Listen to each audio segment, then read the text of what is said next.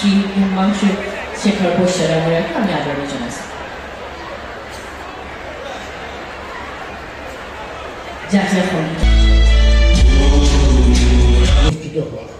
Virtually উপস্থিত থকা অসমৰ সন্মানীয় মন্ত্ৰীসকল, সন্মানীয় বিধায়কসকল আৰু সন্মানীয় অতিথিসকল, ভাৰ্চুৱেলি যিসকলে উপস্থিত আছে, মই সকলোকে আন্তৰিক ধন্যবাদ জনাইছোঁ।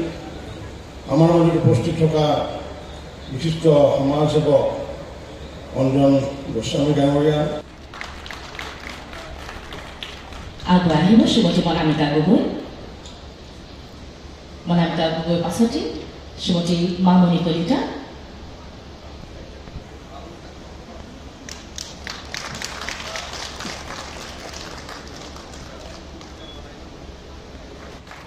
আজি এই সভাখনি 10গৰাকী হিতাধিকাৰীক আনুষ্ঠানিকভাৱে পত্ৰ বিতৰণ কৰা।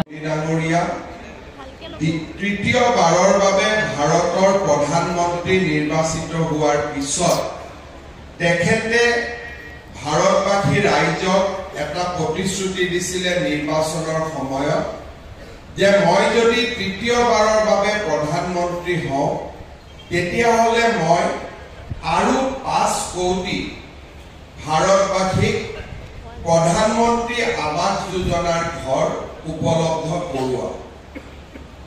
প্ৰধানমন্ত্ৰী ডাঙৰীয়াক আপোনালোকে ভোট দিছিলে বা যোনে ভোট দিয়াও নাই, আজি প্ৰধানমন্ত্ৰী ডাঙৰীয়াই শাসনভাৰ লৈয়েই তেওঁ প্ৰথম মনত পেলাইছিলে যে নিৰ্বাচনৰ সময়ত মই কি কি প্ৰতিশ্ৰুতি দিছিলোঁ।